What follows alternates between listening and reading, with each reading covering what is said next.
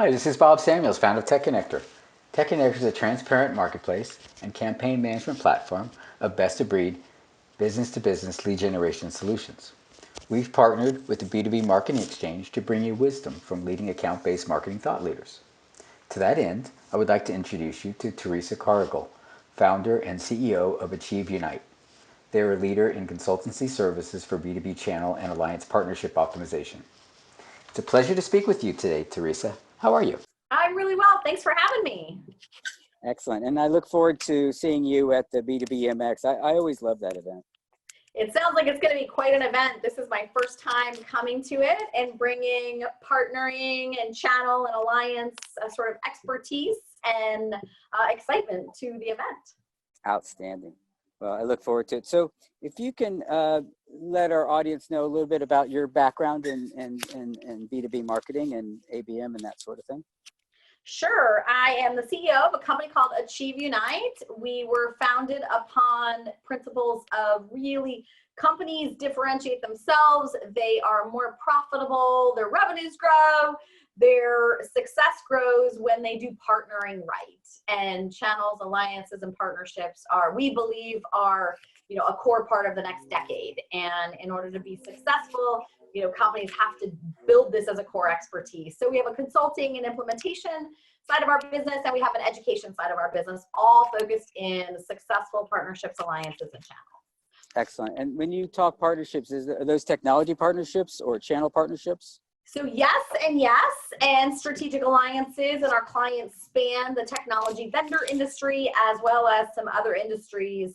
But the key ingredient is they view or believe they need to figure out whether they should view partnering and channels and technology partnerships and that whole ecosystem as a strategic part of their business.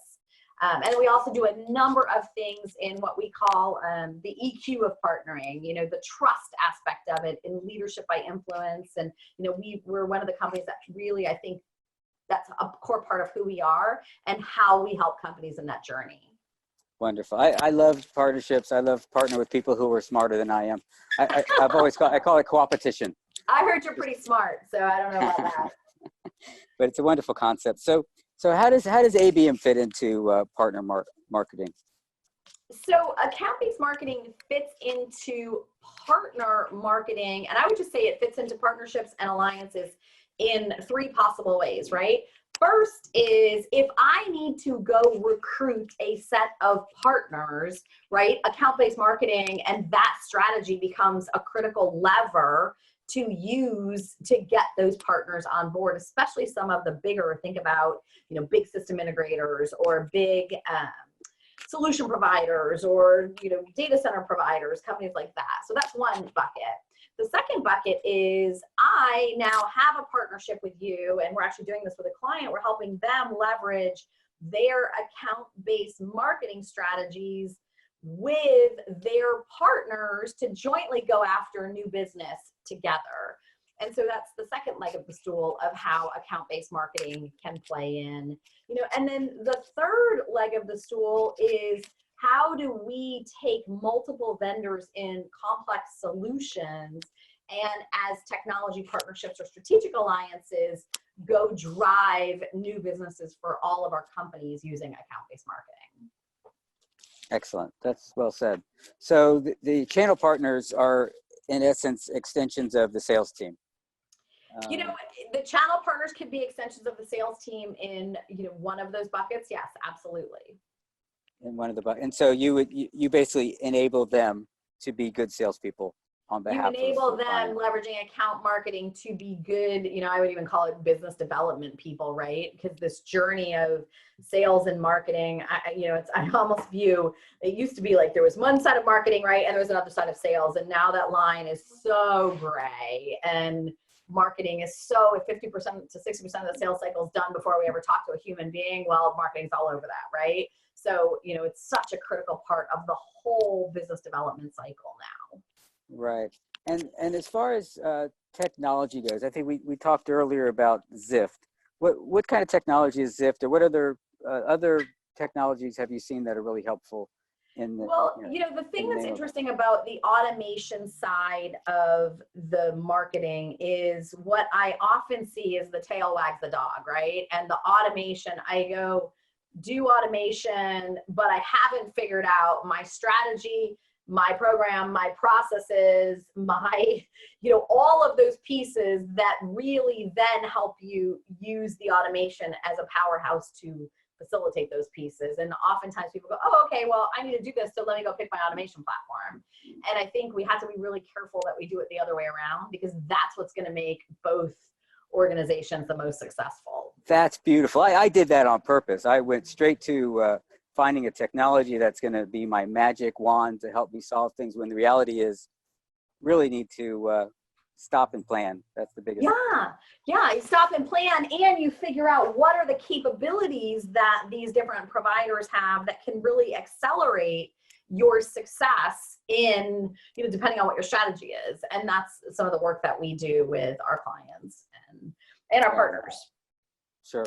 So there's a process of trying to figure out who the target audience is and segmenting that in some meaningful manners. Yes, correct. And then prioritizing it in some other manner. Yep, I agree with you. Absolutely. And then there's some sort of messaging that needs to be developed in for different audiences, different stages, different calls to action, I guess. Well, and that's another area where we see a lot of companies go wrong, right? And what we talk about is the customer value proposition. And most companies, they know their customer value proposition, right? They're honing it, they're constantly evolving their customer value proposition. But oftentimes when companies are beginning to partner or even in partnering, but they got to get better at it, we start to look at their part. We call it, there's a customer value proposition, a partner business proposition. And we look at the partner business proposition and we say, there's like two concentric circles, right? There's a little bit of overlap with the customer value prop, but there's a whole bunch of elements that play into why that partner wants to partner with you, right? It's about their competition. It's about their service offerings. It's about growing their, top line and bottom line. It might be about their people, right? So what are the elements of this partner business proposition that are very different from the customer value? And the more mature that companies get in partnering, the better they're able to do that, right? It becomes instinctive, and it doesn't only become instinctive in marketing, it becomes instinctive in services, it becomes instinctive in their product management teams, it becomes instinctive in their marketing and their sales teams. Does that make sense? Yes, it's account-based everything. It's not just marketing. Yeah, it's an account-based everything. It's a targeted, really getting to the core of what that client, partner, whatever that is, what they really care about, and then how do we build our, value elements accordingly. Yeah, and that's a brilliant thought, because usually you start off with price, and it's like, okay, let's try to get price up or down. Someone wins, someone loses, but it's not all about price. There's lots of other values that are exchanged, and some of them they're mutually beneficial for both. It's not like one's given up for the other one. Yeah, I think that's very true, and especially less commodity oriented. Well, actually both, right? Less commodity oriented, more highly innovative. It's going to be very much less about price. And then even in the commodity oriented solutions, your differentiation is going to get you out of price, right? Yeah, no, that's super important to figure out what are those key things that are going to be valued. And I guess you don't know until you have the conversation, or until you have the observations of what's valuable to people. You can guess. But. Yeah, and we have kind of a science to how we do the due diligence to determine these things. And now that we've been doing this for several years, the recipe works. So it's triangulating on multiple data sets and then coming out the other side with what that proposition needs to look like. Makes sense. So the outreach for channel partners, I guess, is a similar concept, where it's maybe a combination of email, tele, web, different touch points, different cadences of outreach. Well, I think so I would say I'd answer that in two ways. One is, for sure, right? Adults all learn differently. So we as vendors, as partners, we have to vary our mediums, because some of us might want to receive information through a podcast. Some of us might want to receive information via video, YouTube. Some of us might want to read it. Some of us need our website. Some of us want all of those things before we are influenced. So we have to first vary our mediums and our messaging to the audiences. You know, I think that is really important. And then the second part of that is we have to bring value. You know, we see so many, you know, it's like it's all about us, right? And what we have to almost do is turn that up on its head and bring, I'll give you an example. I was on the phone with a really fantastic channel leader in the research we're doing around partner experience right now. And this fantastic channel leader is in a fantastic company and they're doing amazing work with their partners. And 50% of the things they do from a marketing perspective have nothing to do with the products or solutions they sell. They have to do with their partners' businesses and their partners' growth engines and the value that they can help their partners grow their own businesses. Does that make sense? What a concept. Yeah, so it's counterintuitive, I think, for a lot of people. Well, customer-centric. Yeah, it's customer, and in our case, it's partner-centric. We actually have a vendor maturity model that we built where we help companies diagnose all of the elements of successful, you know, partnerships and channels, and they can determine where they are in that life cycle from every aspect that's required for it. Brilliant. Excellent. So tell me about data and intelligence. Do you rely much on data sources and intent signals and that sort of thing as far as trying to figure out who to talk to and what to talk about? Yes, of course. You know, I mean, there's the data sources, both as inputs and as outputs, are really important. And then, you know, wherever possible, helping your partners who oftentimes, you know, maybe they don't have resources or access to some of those databases or data sources. So how do we help them, you know, especially if we're in a bigger vendor, how do we help give them access, enable their business using some of these amazing tools and account-based marketing sources and operations to help them grow their businesses. Mm-hmm. So I can understand the value of the intelligence input. So tell me about the output of intelligence. Well, the output of intelligence, I mean, what is the if used correctly, the output of intelligence manifests itself in successful execution. So to me, you know, the true measure of intelligence is what am I doing differently and how is it enabling my growth, my clients' growth, my partners' growth, you know, maybe other leading indicators that we're trying to measure for success. So it's got to be actionable. I believe that. That's the world I live in. You know, we do strategy, but we do strategy to get to execution to help companies, you know, be successful. Excellent. And I imagine you do some tests along the way? Yeah, that's a good point. And I'm a big fan of another one of my favorite leaders said, you pilot, you know, deploy, pilot, improve, perfect, right? And so pilots are fabulous, and then we just continue to iterate on them and we continue to make them better, but we don't wait until it's perfect before we launch. Beautiful. Makes sense. Good is the enemy of great. Improvement. Great is the enemy of good, right? Oh, I like that. Wait, say it again. Great is the enemy of good. Good is the enemy of great. So, Excellent. you know, sometimes good enough is perfect for a pilot and then we make it great versus waiting for it to be great before we actually pilot. Nice. I like that. I'll put that out there. So if you like that one, you want my other favorite one? Oh, please. Trust is gained in drops and lost in buckets. And that came from a gentleman. I was giving a keynote at an event and he came up after and he's like, I just want to tell you this. And that was the most beautiful line ever. And I use it all the time now. And say it again. Trust is gained in drops and lost in buckets. Yeah. And trust is the, you know, trust is the underbelly of partnering, right? It's that number one ingredient that, you know, realistically the partnerships don't work if there's not trust. Yeah, that's super important. Yep. So do you come across GDPR or data privacy issues along the way? The California laws, the European laws, yes, of course. So for partners, for dealing directly with the partners, I guess there's not much of an issue, but maybe making sure that they're in line.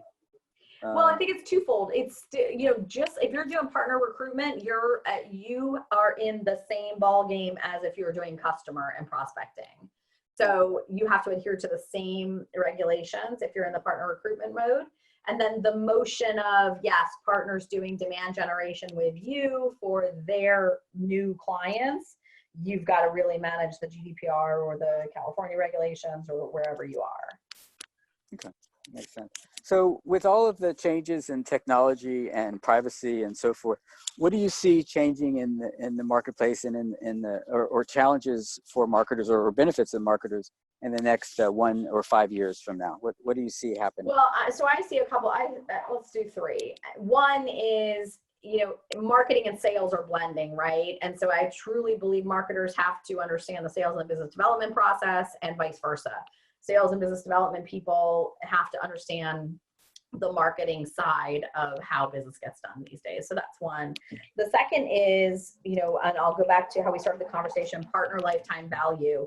It is not about a transaction. If you want to build successful partnerships and alliances, it is about building those partnerships, and those are fostered with transactions, but it's about the long game. It's about the relationships, and that's the research that shows that the companies that do that and do that well are more profitable, higher revenue, and higher channel and partnership revenue. And then the third bucket is, I see partnering becoming more important, not less. I call this, this next decade is the era of partnerships. It's the era of the partner ecosystem. The companies that do that well will differentiate themselves against their competition, and they will grow faster. Beautiful. That's wonderful. And then as far as partner lifetime value, it sounds like there's two different calculations involved. There's the lifetime value for your client, and then there's the lifetime value for the partner involved. Yeah, there's the lifetime value for the vendor with their partners, and there's a lifetime value for the partner with their vendors. You're exactly right. And, we've sort of worked through what that looks like and are continuing to iterate and research. And if anybody's interested, AchieveUnite.com, we have a whole ebook and lots of information on our site about it. Makes sense. So you want to try to optimize the both of them. Yeah, that's exactly right. And then it's a win-win. Everybody's happy. Is that true? Life is good. Happy always. I wish. Beautiful. Well, thank you very much, Theresa. This has been very helpful. Any other words of wisdom? Otherwise, I look forward to seeing you next week. Yeah, we'll see you next week. And if you want to learn more, just get a hold of us, and would love to chat more on the topics. Excellent. It's a pleasure, and I look forward to seeing you. Take care. Thank you so much. Thanks for your time today. Cheers.